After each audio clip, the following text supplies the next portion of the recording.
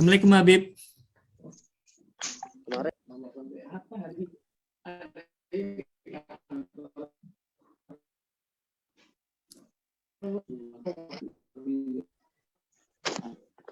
Assalamualaikum Habib. Assalamualaikum. Waalaikumsalam. Bagaimana kabarnya Habib? Sehat Iya. Habib. Baik, alhamdulillah baik. Boleh Bib, itu Alhamdulillah. ini ajak anak gitu. Maksudnya kita buat ini, ntar kita ajak siapa gitu kan kawan. Izin saya Habib, buka dulu ya Habib. Ya, sama santai. Ya, siap.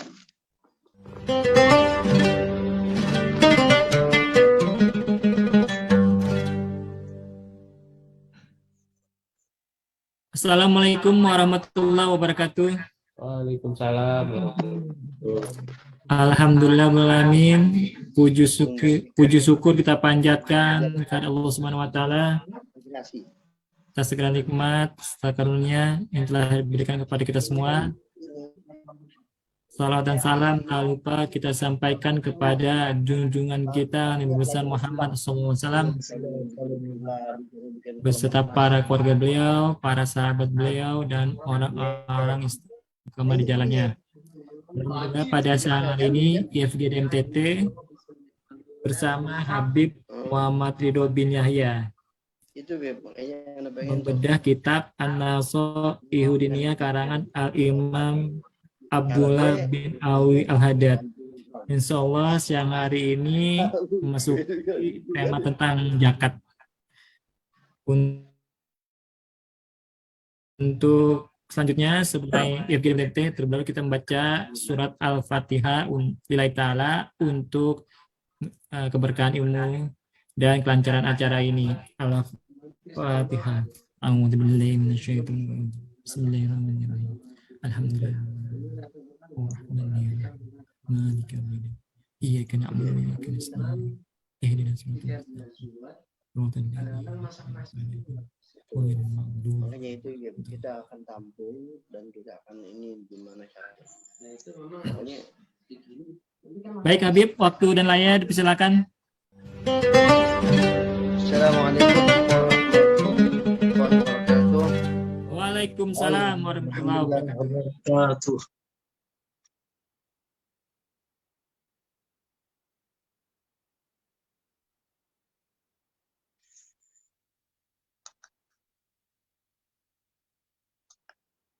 Ta'in ala qasai amri wa hal 'uqdatam min lisani yafqahu qawli amma ba'du. Alhamdulillah, saudara-saudara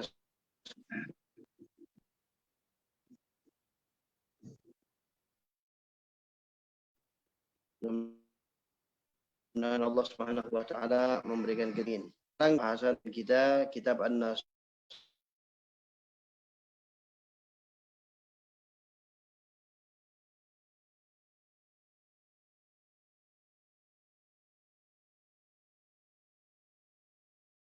di Allah tanya zakat ya, masuk zakat kemarin sudah selesai itu.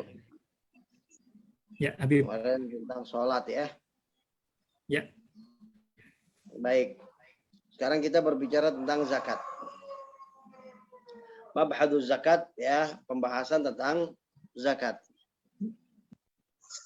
Wa'lamu ma'asyiral ikhwan, ketahuilah wahai saudara-saudara sekalian, ja'alanallahu wa iyyakum mimman tazakka wa dzakara asma rabbih fa shalla. Walam yu'sir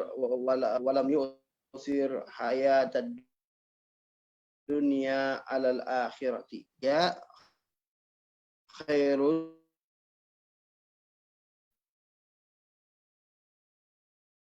wa abqa.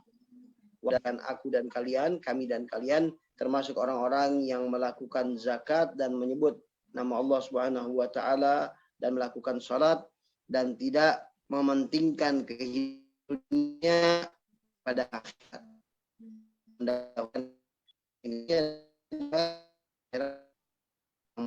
Mana ya khair yang lebih baik, lebih kekal.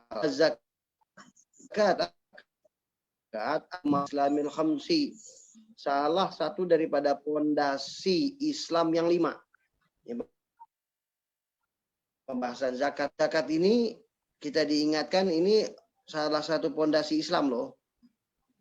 Islam itu akan terbentuk, akan kelihatan indah, akan sempurna apabila pondasi-pondasinya sudah kokoh. Contoh gedung. Apa ada berapa nih? Depan, belakang, tengah, ya kan? Kemudian begitu juga yang di belakangnya, kemudian yang di tengahnya. Katakanlah misalnya ada 9 titik pondasi. Nah, ini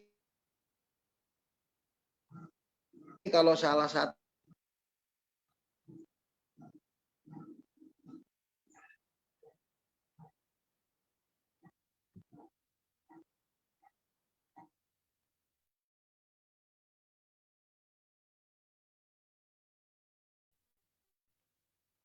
bang, nanti asal mudah-mudahan kita semua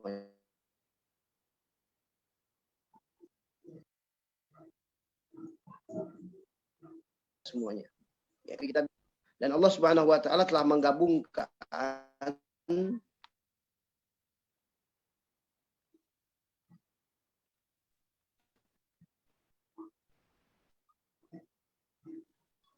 ya, kemudian Allah gabungkan antara zakat dengan sholat. Maka Allah Subhanahu wa taala berfirman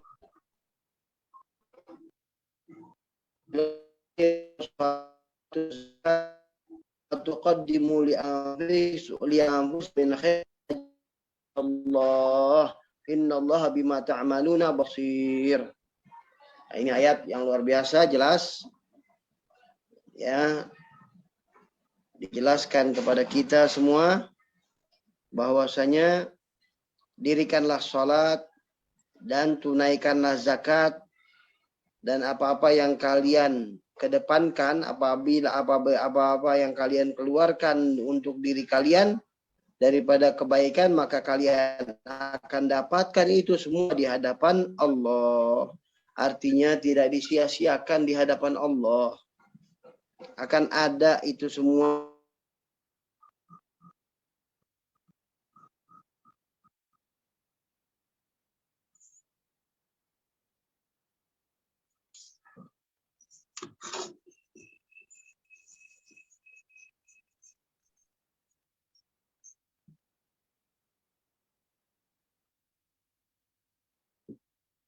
Hamba-hambanya yang mukmin. Ya, alladzina yuqimuna shalah, yang maaf ini gimana suara oke? Tadi agak Oke ya. terputus delay. Terputus tadi Habib, delay. Masih sekarang sudah jelas. Sebentar, posisi sedikit saya sambilan lah. Enak. Baik Habib.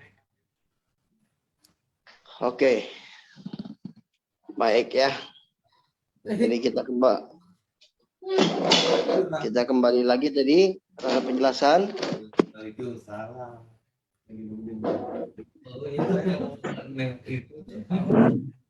Oke ya. Ya Habib. Ini satu pasang ya? Satu setel? Baik. Wa qala ta'ala, dan Allah Subhanahu wa taala berfirman, alladzina yuqimuna sholata, mereka orang-orang yang mendirikan sholat. Wa mimma razaqnahum yunfiqun, dan daripada apa-apa yang Allah dan daripada apa-apa yang kami berikan. Jadi Allah mengingatkan kita, ingat loh, yang kalian dapatkan itu adalah kami loh yang berikan, Allah Subhanahu wa taala. Wa mimma razaqnahum, dan apa-apa yang kami berikan kepada mereka, yunfiqun, mereka infakkan. Ya, mereka keluarkan itu infaknya, mereka keluarkan zakatnya. Ulaika humul mu'minuna haqqan, maka itulah yang dikatakan orang-orang yang benar-benar mukmin. Ya, mukmin yang sejati, mukmin yang sebenarnya seperti itu. mereka melakukan sholat, mereka mempunyai harta, maka mereka keluarkan hak-haknya. Kewajiban-kewajiban yang mereka harus lakukan, mereka keluarkan itu. Nah, ini sifat daripada orang-orang yang soleh. Masya Allah. Ya. Orang-orang yang beriman. Benar-benar beriman. Ini sifatnya Masya Allah. Ya. Wa qala ta'ala, dan Allah subhanahu wa ta'ala berfirman, wal mu'minuna wal mu'minatu ba'duhum awliya'u ba'd. Ya'muruna bil ma'rufi wa yanhauna 'anil munkari wa yuqimuna as-salata wa yu'tuna az-zakat wa yuti'una Allah wa rasulahu ulaika sayarhamuhumullahu innallaha 'azizun hakim. Allah, ya. Orang-orang yang beriman dari kalangan wanita, laki-laki dan dari kalangan wanita, satu sama lainnya, ya, mereka adalah ya saling mewalikan, saling menjaga satu sama lainnya.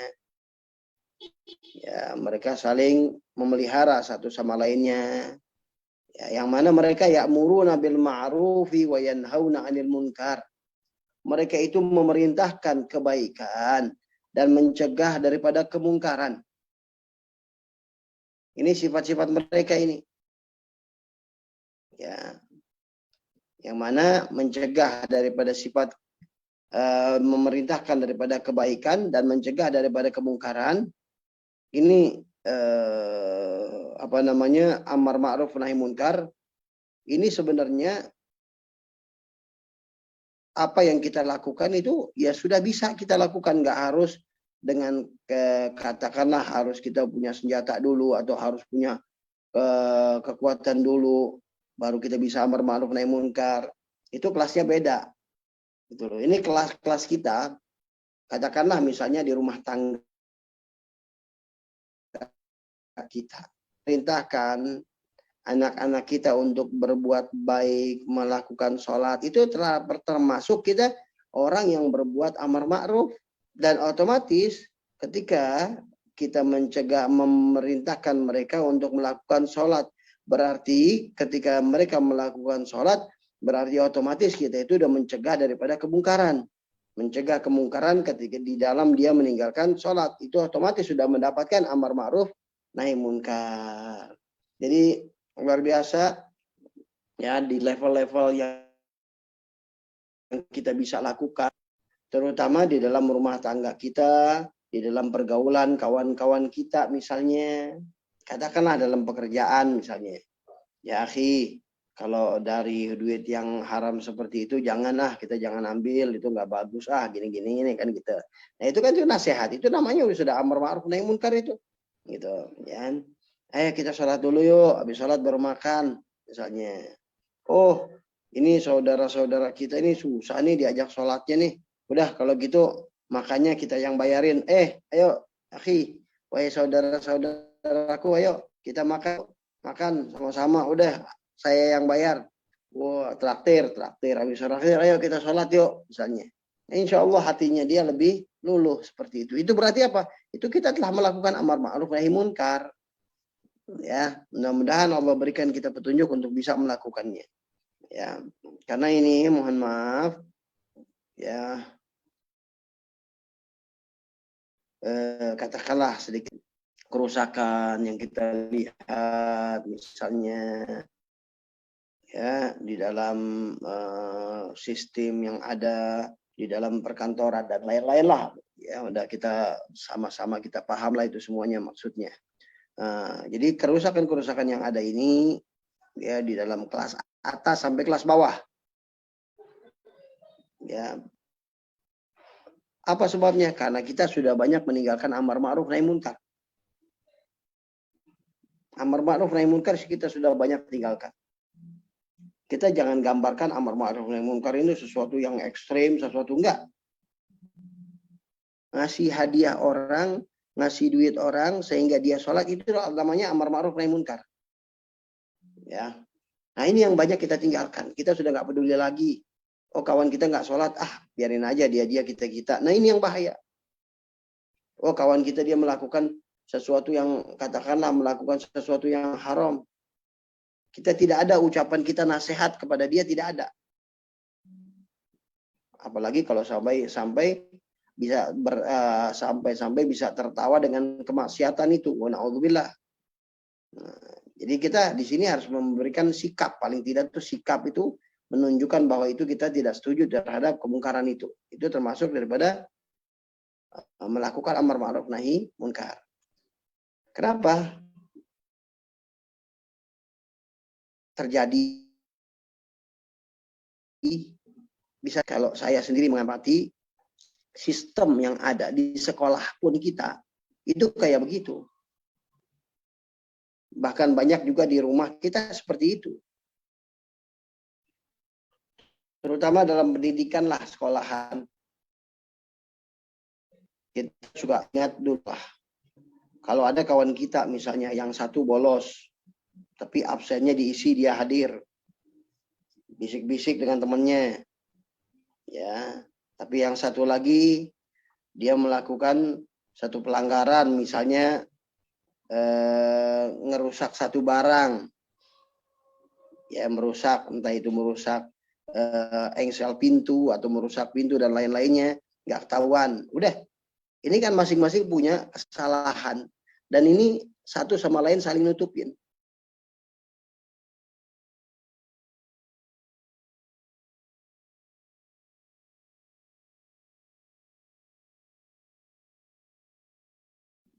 Wah, gue punya kesalahan, langsung disebutin kesalahan itu, diaduin. Ini di sini satu pelajaran buat kita. Ini yang ada, yang berjalan umumnya di sekolah-sekolah kita begini. Ya maaf ya, karena Ana juga dulu sekolah. Kita tahu. Dan mungkin juga Ana dulu pelakunya. Kan gitu. Kita sama-sama, udah lu gua lah. Kasarnya kan gitu. Dan ternyata efek seperti ini bahaya kalau ke bawah ketika kita kerja. Ketika kita kerja, katakanlah kalau kerja kita dengan kapasitas kerjaan yang biasa, ya bahayanya nggak terlalu besar. Tapi kalau sudah kerjaan kita itu jabatannya adalah satu jabatan yang besar, yang bertanggung jawab kita itu adalah tanggung jawab kita kepada masyarakat, ya kan, fasilitas kerja kita pun besar, punya fasilitas memberikan hukum, memberikan ada senjata dan lain-lainnya. Nah ini efeknya bahaya. Kenapa? Karena mental ketika kita sekolah itu ya seperti itu. Di rumah ya begitu juga. Nah inilah yang mudah-mudahan dengan ada kejadian-kejadian kita ambil hikmahnya untuk pribadi kita. Ayolah kita lakukanlah. Ya karena pelajaran-pelajaran itu, pelajaran sekolah dasarnya ada di sekolah-sekolah kita. Ketika kita dulu sekolah ya begitu modelnya. Ya cuman kapasitas sekolah ya nggak punya fasilitas yang besar untuk melakukan hal-hal yang besar. Ya tapi pendidikan dasarnya sudah ada. Nah ini yang perlu kita rubah. Begitu juga di dalam pekerjaan kita. Nasihat menasihati itu jangan tinggal. Toh tujuan kita lillahi ta'ala karena sayang kok, karena cinta kok. Hadis Rasul sallallahu alaihi wasallam, la yazalu ummati bi khair ma tanasahu. Umatku dalam keadaan baik selama mereka mau saling nasihat menasihati. Ya. Nah itu tadi ya. Nah ini sifat-sifat orang-orang mukmin ini, yang satu sama lain mereka saling mengayomi, ya, saling melindungi. Artinya di dalam kebaikan, dalam kasih sayang. Apa sifat mereka? Ya'muruna bil ma'ruf wa yanhauna 'anil munkar. Mereka melakukan satu kema'rufan dan mencegah daripada kemungkaran. Al-Qur'an loh ini.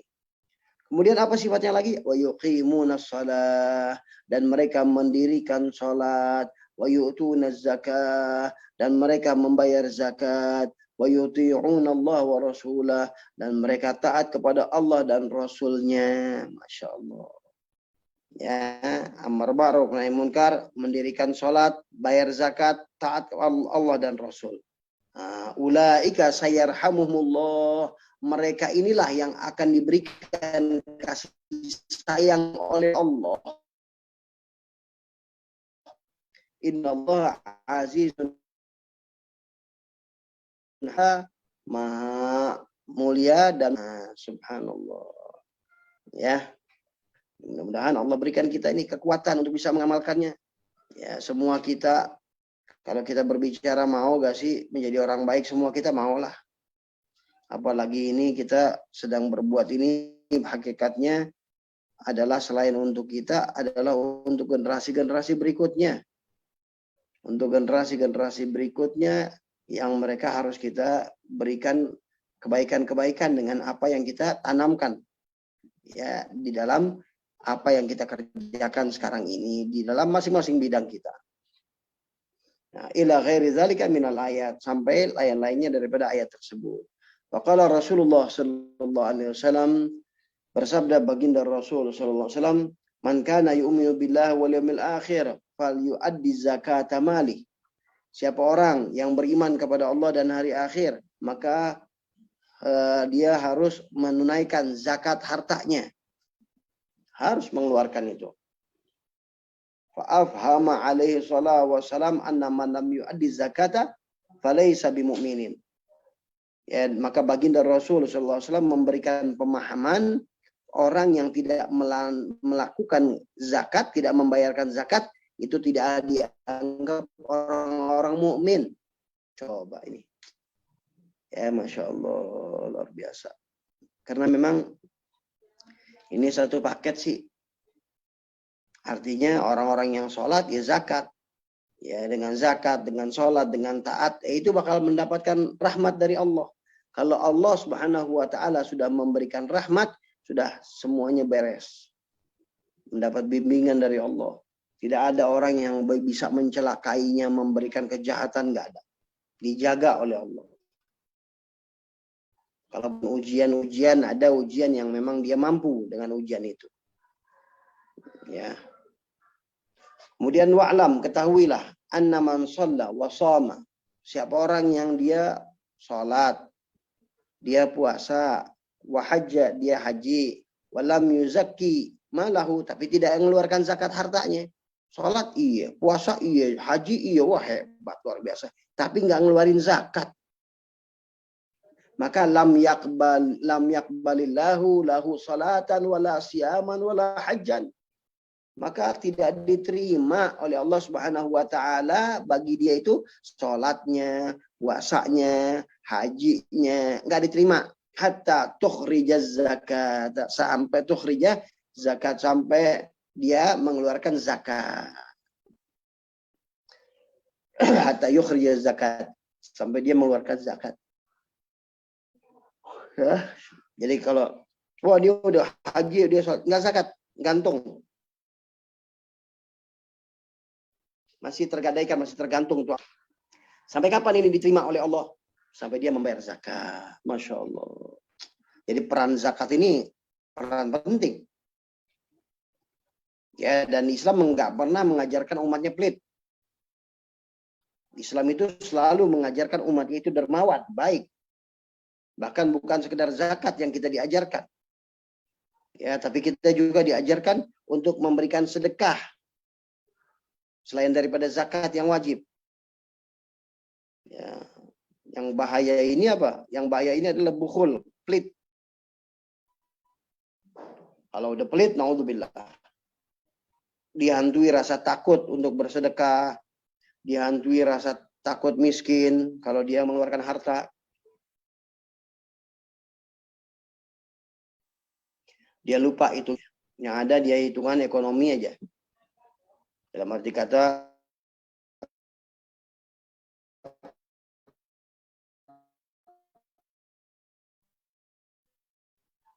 dia dapat buat kandan, bagian sekian, bukan sekian, buat jalan sekian. Waduh, sudah nggak ada lagi nih budgetnya, misalnya. Ya nggak ada lagi nih, dia nggak punya. Itu dia hitung-hitungannya seperti itu. Dia takut. Ya, tapi kalau dia berani untuk mengeluarkan itu semua, ya bahkan harusnya dia mengeluarkan budget untuk sedekahnya itu berapa. Ya, insya Allah yang seperti itu, sabda baginda Rasul SAW tidak akan pernah salah, tidak akan pernah meleset. Wallahi demi Allah, mana qasal malu bisadaqah, tidak akan berkurang harta dengan sedekah. Enggak, bal yazdad.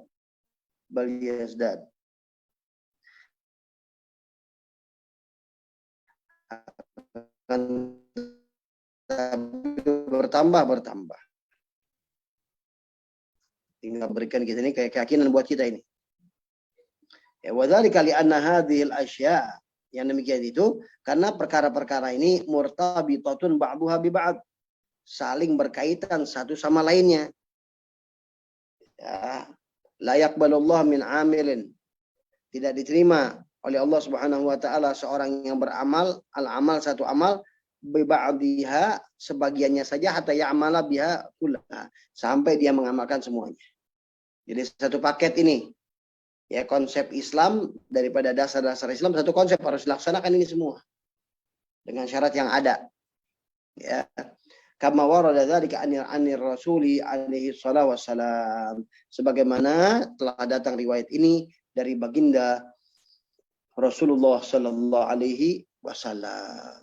Ya, luar biasa yang dijelaskan, sudah jelas dari baginda Rasul sallallahu alaihi wasallam. Ya, intinya apa? Intinya ayo latih diri kita.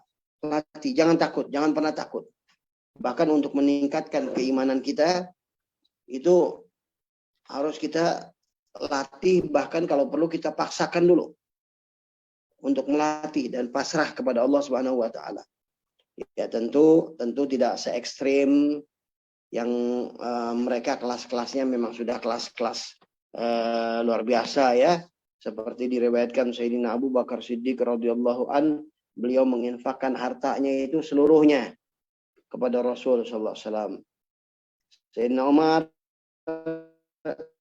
kelas beliau menginfakkan harta setengahnya buat baginda Rasul sallallahu alaihi wasallam. Nah, ini kelas-kelas seperti ini. Ya, artinya apa? Kalau kita punya harta misalnya katakanlah misalnya 2 miliar, maka semiliar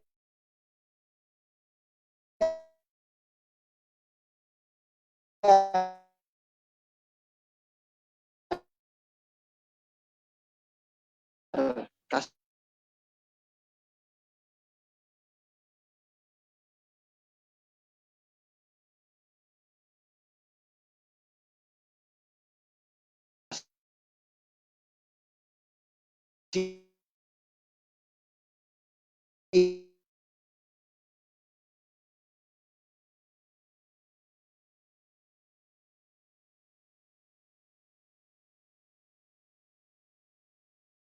ya, keberanian-keberanian yang ada pada mereka luar biasa. Ya, ini satu pelajaran, satu hikmah buat kita sebenarnya. Ya, agar kita juga ya melatihlah diri kita ini.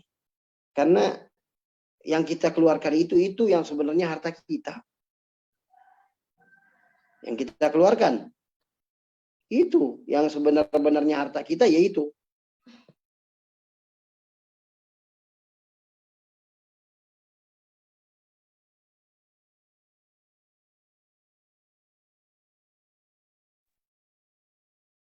Mut Habib.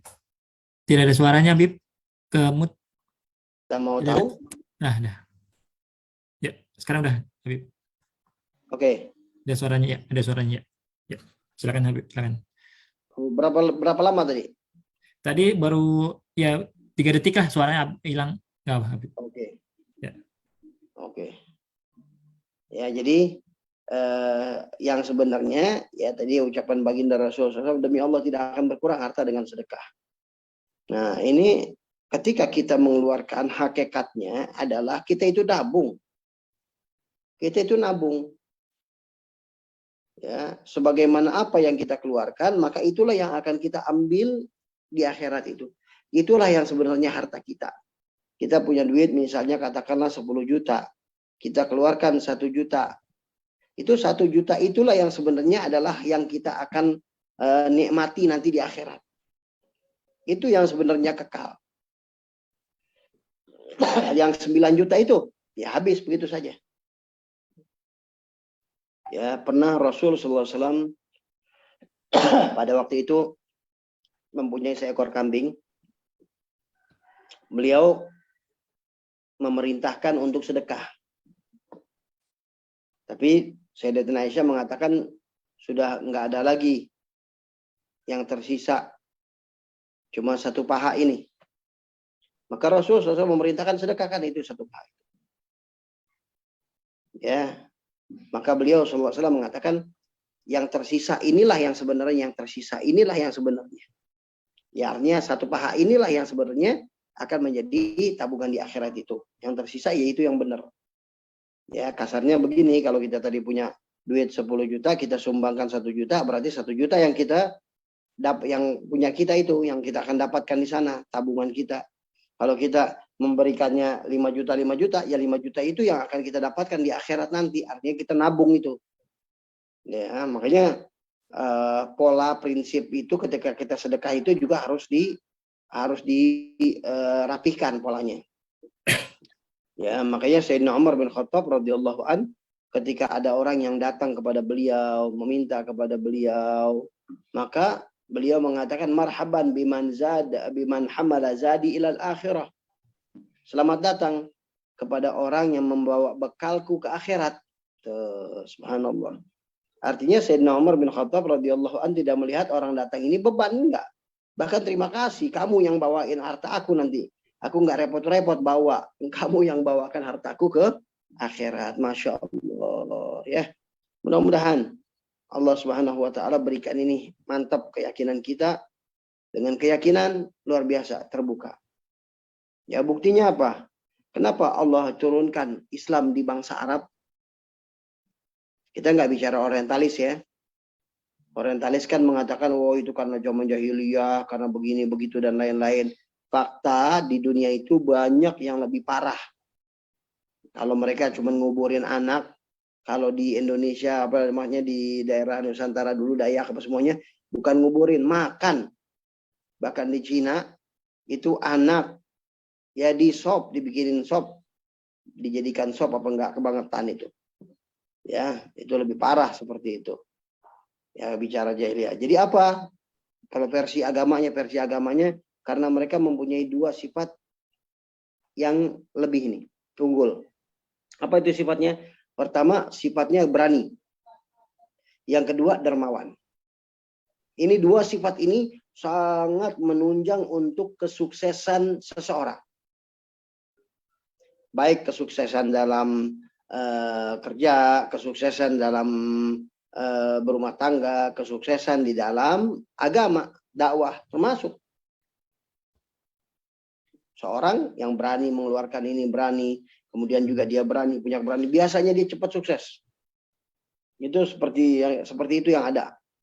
Fakta di lapangan seperti itu. Ya, cuma ya semuanya itu berani terkontrol di dalam kendali syariat. Ya, di dalam kendali syariat semuanya. Begitu juga harta dan kelasnya beda-beda. Ya, makanya kita, ya saya anak Muhammad Ridho pribadi ini nggak bicarakan sedekahkan semua harta, sedekahkan. Kenapa? Karena kelas-kelasnya berbeda. Ya, dosisnya pun berbeda. Ya, kita jalankan dengan standar syariat paling tidak. Jangan lupa zakat. Dan jangan lupa selain zakat, keluarkan juga itu sedekah. Kenapa? Itu tabungan akhirat. Kalau zakat, itu umpamanya adalah, itu modal. Ya, modalnya ya udah balik modal kalau kita keluarin zakat. Memang sudah wajib. Nah, yang untungnya mana? Yang untung ini sedekahnya ini. Ya maaf. Kalau kita dengar non-muslim saja mereka berani mengeluarkan untuk kesedekahnya mereka lah, katakan gitu. Mereka berani 10%. 10% dari pendapatan mereka berani itu keluarkan. Dan itu merupakan satu kewajiban buat mereka. Masa kita yang hak, kita yang berada di jalan agama yang benar, ya kemudian kita itu takut, naudzubillah. Ya, insyaallah nggak ada di antara kita seperti itu. Ya, ini nasihat buat saya pribadi Muhammad Ridho dan juga buat kita semua kawan-kawan, karena kita semuanya saudara, kita semua saling dukung mendukung. Baik, ada rasa sampai di sini dulu perjumpaan kita daripada materi pelajaran. Kita buka sesi tanya jawab. Ya, maka mohon maaf. Walafu minkum. Wassalamualaikum warahmatullahi wabarakatuh. Waalaikumsalam warahmatullahi wabarakatuh. Terima kasih Habib atas penjelasannya. Untuk selanjutnya sesi tanya jawab. Silakan yang ingin bertanya seputar zakat atau yang lainnya boleh. Silakan. Jadi, Assalamualaikum Habib.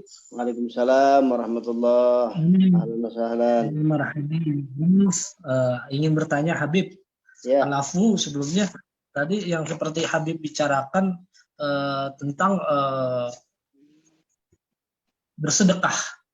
ya. Kenapa seseorang sudah dinyatakan di dalam hadis dan Quran sudah dijelaskan fadilah dan keutamaan sedekah. Kenapa membuat orang-orang yang sekarang kurang yakin untuk membelanjakan hartanya di jalan Allah, yaitu bersedekah gitu. Nah, Kenapa Habib bisa begitu? betul. Keyakinan seseorang umat muslim sekarang untuk melakukan sedekah itu masih berpikir banyak, berpikir inilah itulah. Apa sih yang membuat menjadi penghalang mereka seperti itu, Bib? Jadi, Masya Allah. Ya, bagus pertanyaannya. Yang pertama, mereka banyak yang mereka tidak melakukan seperti itu karena pertama dorongan daripada kepribadiannya dulu. Ada kepribadian jiwa, ada jiwa atau tabiat seseorang, orang itu berani dermawan luar biasa. Nah, itu yang Anda ceritakan tadi, kenapa Islam itu turun di bangsa Arab. Nah, ada juga tabiat orang yang memang nggak berani seperti itu. Nah, ini yang harus diservis, gitu loh. Bukannya dia nggak percaya, cuma memang mental ini harus diberikan motivasi. Yang kedua, bisa jadi karena mereka ini memang tidak ada banyak masukan agama yang ada di dalam pemikirannya adalah pesaing-pesaingan di dalam keduniaan. Oh, lihat tuh teman baru sekian udah bisa beli mobil. Oh, lihat itu kawan, dia udah sukses. Oh, dia begini, oh dia begini. Sehingga dia terpancing, dia terpancing untuk dia melakukan hal-hal yang seperti itu. Ya, nah, tapi kalau dia terus ngaji, terus dia hadir, mendapatkan motivasi yang baik, nah, diarahkan, insya Allah juga itu akan terbentuk. Gitu loh. Jadi dermawan ini ada memang tabiatnya. Ada tabiatnya. Ya. Itu diceritakan daripada Habib Hasan bin Saleh Al-Bahar. Itu beliau itu tabiatnya kalau ada duit di kantong itu seperti ada ular. Nggak bisa kalau nggak dikeluarin. Tidak bisa kalau tidak dikeluarin. Itu nggak bisa, hidupnya itu nggak tenang, nggak nyaman kalau nggak sedekah. itu memang sudah Allah berikan luar biasa seperti itu. Plus lagi materi-materi keagamaan yang beliau tahu banyaknya luar biasa. Nah, yang kedua, ada orang dermawan itu bisa, tapi dengan diberikan materi. Ya, seperti pengajian seperti ini, diberikan motivasi, contohnya ulama-ulama dan pentingnya perjuangan untuk pengorbanan di dalam kehidupan kita ini, baik dalam pengorbanan dakwah, pengorbanan untuk menciptakan kebaikan-kebaikan. Nah, ini perlu juga ada motivasi seperti itu. Jadi, kenapa? Pertama ada tabiat, ya, yang kedua tidak ada motivasi. Nah, maka kalau tabiat, ya berikan dia nasihat-nasihat yang baik, rubah.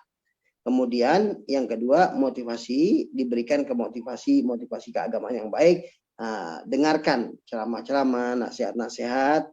Nah, insya Allah itu sedikit demi sedikit akan merubah keadaan. Karena itu juga faktor keimanan juga.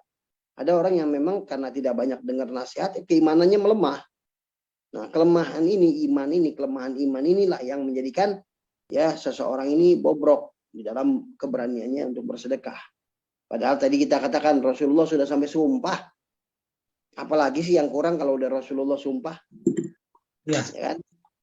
Nah, itu dia. Seperti itu kurang lebihnya. Akan bertambah terus. Betul. Ya Habib, pertanyaan Habib, mohon maaf nih. Maaf minta ridho dan moderator juga. Sebelumnya mungkin Habib lupa dengan saya dulu di Menteng Sukabumi Habib sama Mang Iri. Oh, Masya Allah, ahlan wa sahlan. Iya.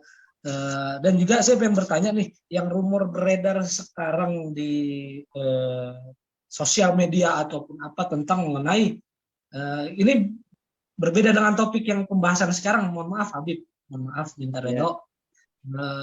Tentang seseorang yang menyatakan dirinya seperti ahli agama dalam artian macam-macam, Tapi dalam unsur syirik nih Habib, di YouTube kan banyak nih syirik, dalam artian mengkultuskan segala sesuatunya tapi nggak mengedepankan Allah, tapi seakan-akan dia berpandai berbicara seperti ahli agama. Itu pandangannya seperti apa Habib? Contohnya yang beredar perdebatan sekarang ini. Iya, emang masalah pertama tentunya Anda ini nggak banyak ngikutin hal-hal seperti itu ya di YouTube karena memang macam-macam sekarang ini luar biasa. Tapi secara umumnya memang sudah hadis Rasul sallallahu alaihi wasallam, beliau menjelaskan bahwasanya di akhir zaman nanti banyak ruwaibidah. Ruwaibidah ini apa? Orang-orang yang bukan ahli agama, mereka berbicara tentang agama. Mereka bikin konsep tentang pembicaraan agama itu dari logika standar yang ada pada dirinya. Dan inilah yang merusak tatanan keagamaan. Ya, intinya udah banyak ngaji lah. Ya, banyak tahulah keagamaan. Karena seperti itu ya, sudah sesuatu yang memang dia jauh dari agama, kemudian apalagi dia misalnya ada satu kelebihan yang Allah kasih kepada dia dengan dia proses berzikir kah atau misalnya lain-lain, tapi tidak ada bimbingan, ya udah akhirnya dia maghrur, tertipu. Ini yang kita khawatirkan. Ya mudah-mudahan Allah selamatkan kita semuanya, kawan-kawan kita semuanya. Ya, kalau bicara tentang syirik, ini pun kita tidak bisa menghukumkan orang dengan syirik. Ya, artinya tidak bisa menghukumkan, memvonis dengan syirik karena itu harus ada bukti-buktinya di dalam pembuktian syariatnya. Betul. Ya. Artinya kita baik sangka aja. Pertama, mudah-mudahan ya dia bisa kembali karena memang orang seperti itu banyak tidak ada bimbingan, tidak ada katakanlah misalnya mursyid.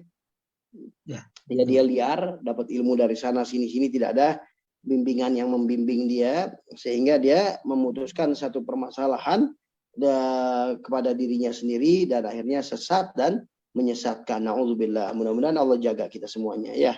Amin, amin. Nah tahu, anak ingat ente muka ente tahu, insyaallah.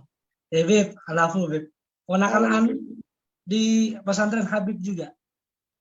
Iya. Insyaallah. Gitu ya. Masya Allah. Beb, yang pertanyaan nih satu lagi, mohon maaf ada, saya kan di media sosial juga ya, banyak bertanya, ini saya zoom juga, mengenai ketika seseorang kuasa Allah itu Allah titipkan dan Allah turunkan kepada orang-orang yang khusus, tapi ini dibeberkan kepada orang-orang yang melalui pimpinannya dia.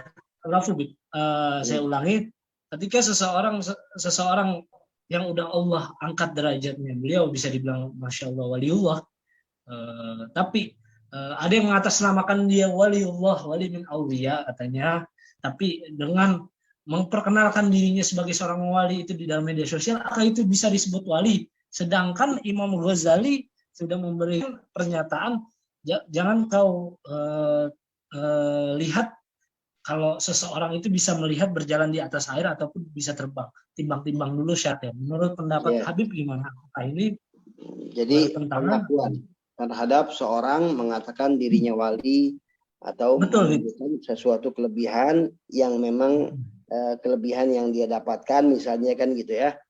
Intinya begini. Ya, betul. Ada ke dalam dan ada keluar. Dalam arti kata ada ke dalam, kita ini untuk pribadi, kalau kita seperti itu jangan. Ya. Nah, bagus.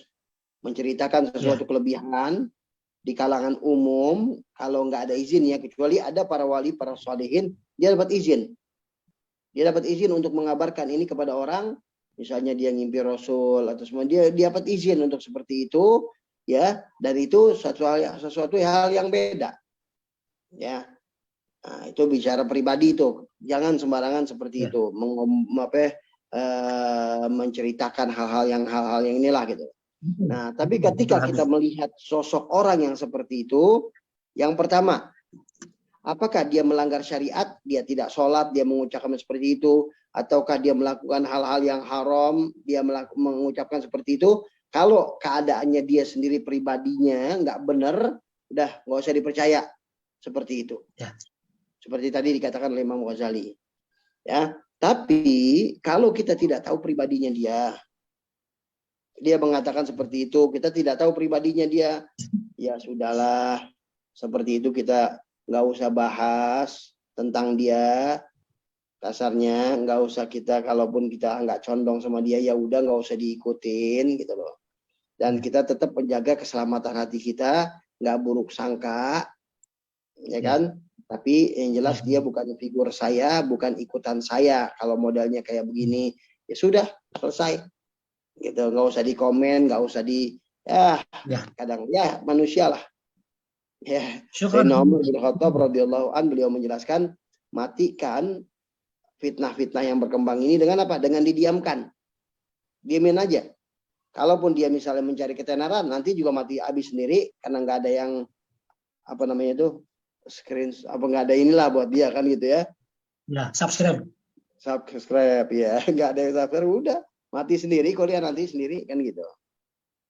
Ya begitulah keadaannya. Sebab permasalahan sangat banyak kalau harus kita komentarin ini, waduh nggak cukup hidup kita buang-buang waktu. Betul Habib. Syukran Habib.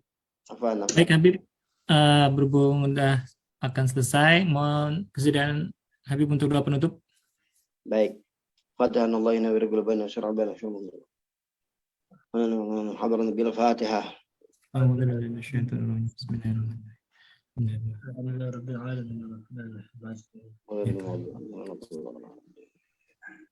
Allahumma bihaqq al-Fatih. Alhamdulillah rabbil alamin. Assalamualaikum warahmatullahi wabarakatuh. Waalaikumsalam warahmatullahi wabarakatuh. Terima kasih Habib. Sebelumnya kita tutup dengan doa penutup majelis. Subhanakallahumma wa bihamdika asyhadu an la ilaha illa anta astaghfiruka wa atubu ilaik. Terima kasih Habib, terima kasih semuanya. Assalamualaikum.